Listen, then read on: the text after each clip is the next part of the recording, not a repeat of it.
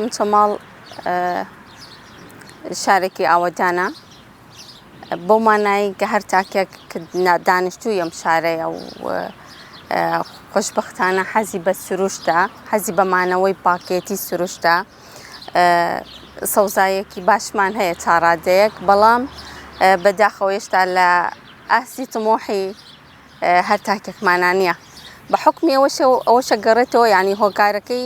ئەگەڕێتەوە بۆی کەم ئاوی، ڕێژەی کەم ئاوی لەم شارەیە فشارێکی زۆری خستۆتە سەر هەر ماڵێک.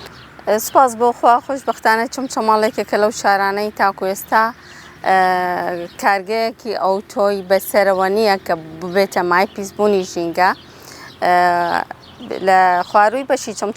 چەمچەماڵ بۆ تەنکێ لە نێوان چەمچەماڵ بۆ تەنکێ پەرچە زەوی تەرخان کراوە، بەرنامە و پلانی لە ئیشاڵڵا لە بەرنامە و پلانایە بۆی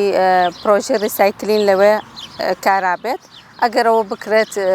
بێگومان کارێکی باشە، بەڵام تاکو ئێستا چەمچەماڵ ئەتوان بڵێم پارێزراوە بەهۆی ئەوەی کۆگای گەورەی تیانە کە دووکەڵ و دەنگە دەنگ و شاوێژاوی بۆ دروست بێت. ژیان بە ژنەوە جوانە بەڕای من، و ژنیش لە هەر شوێنێک بێت ڕۆڵی خۆی هەیە، بە تایبەتی بۆ پاک و خاوێنی، و بێگومان ژینگەش ئەگەر خزمەت نەکرێ من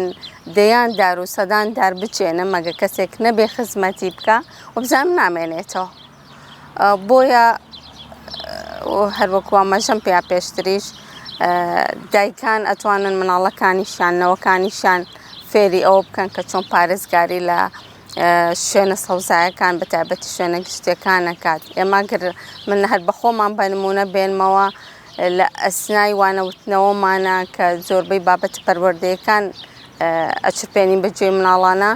بەشێکی یان گرنگێکی تەواو بە بواری ژینگایە، گرنگێکی زۆر تەواوی پێین کە هەستین بۆ کارە ژینگە بە ژیانی خۆمان بزانین. بەڵام بێگومان هەموو شتێکیش سنووری هەیە، جاری وایە شتەکان لە دەسەڵاتی ژنان دوورن بەداخەوە بۆەوە. لە هەموو بوارەکانە ژنان بەش خۆی زۆر تاکەم ڕۆڵیان هەیە، بەڵام شارێک لە چاو شارێکی تر جیاوازی هەیە. بۆ نمونە ئەگەر من باس لە ژینگەی خۆم بکەم، ژینگەی چەمچەماڵ بکەم، جیاوازێکی بەرچاوی هەیە لە چاو سلێمانیە، بۆ لەبەرەوەی چەمچەماڵ پەیوەستە بە کۆمەڵێ سنووری خۆیەوە کە زۆرینەی گوندنشینەکان دانیشتووی شارن، لەوەیە هەنێکان ئازادیان کەمتر بێ بۆی دەست بۆ هەنگا بۆ هەنێ شت بنێن، باشە بۆ هەنێشیان بنێن، بەڵام هەر لە دێر زەمانیشەوە ژنانی بەتوانایتیا بۆ شاری چەمچەماڵ توانیوێتی جێدەستی دیار بێت و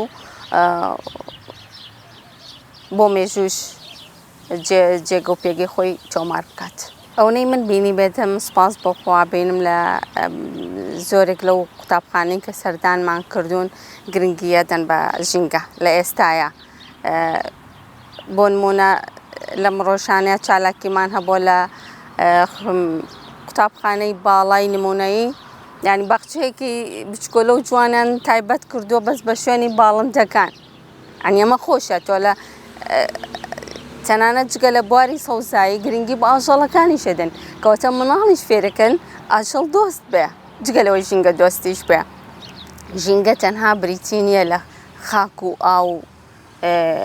هەواکەی،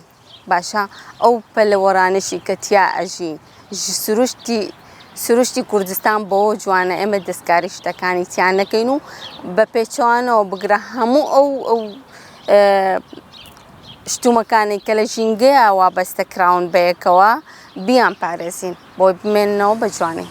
بێگومان ئەوەی من ئاگادارم چەندین ڕێکخراو هەیە، چەندین وەرکشۆپ و سمینار ئەنجامەرێ لە زۆربەی شوێنەکانە، تەنانەت لە شوێنە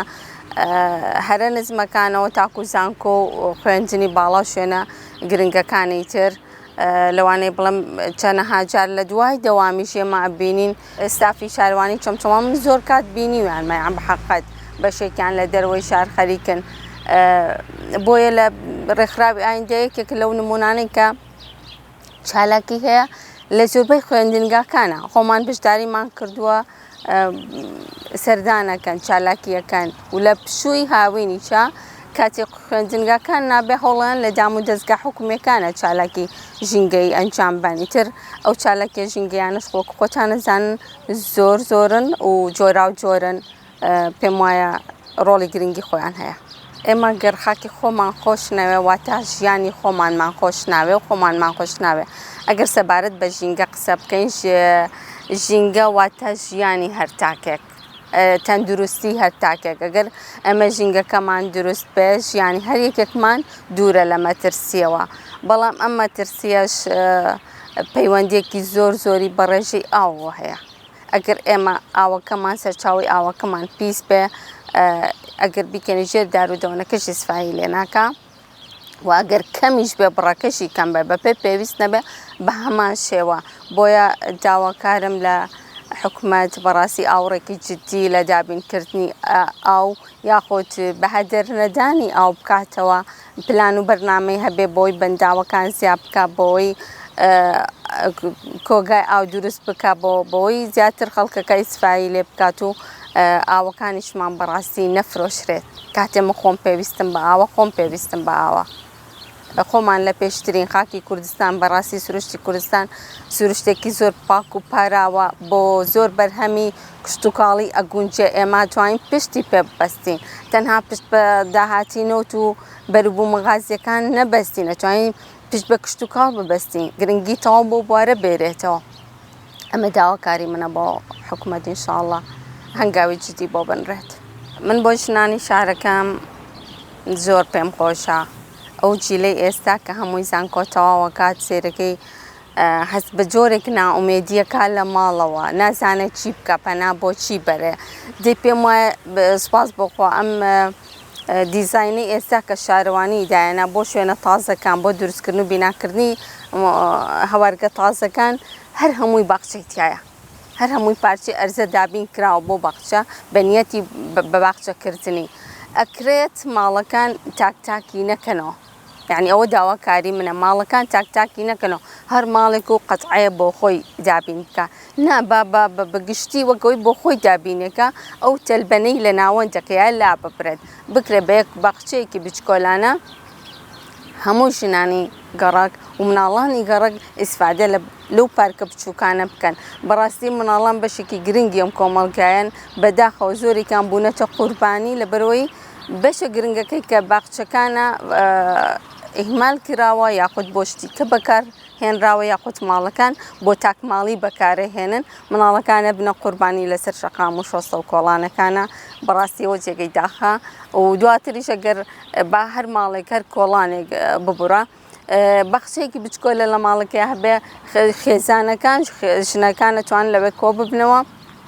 گرنگی بە چالاکێک کورێ قەیمەکان بن بۆ نمونە ساڵانی پێشوو کە دانیشتین کولی چەمان دروستە کرد دەچین کۆ بۆیەوە لە یەک ماڵێکە ئەمە زۆر یعنی کللتورێکی زۆر جوان بوو ڕەسەنایەتی کورد بەوەیە کە تەبابێ کە خۆشەویستی میهرەبانی بۆ یەکە بێ بێگومانەمانە ئەم ڕەسەنایەتیش لە خاتوونەکانەوە دەست پێکات و لەوانیش ئەوانە بنە سەرچاو بۆ مانەوەی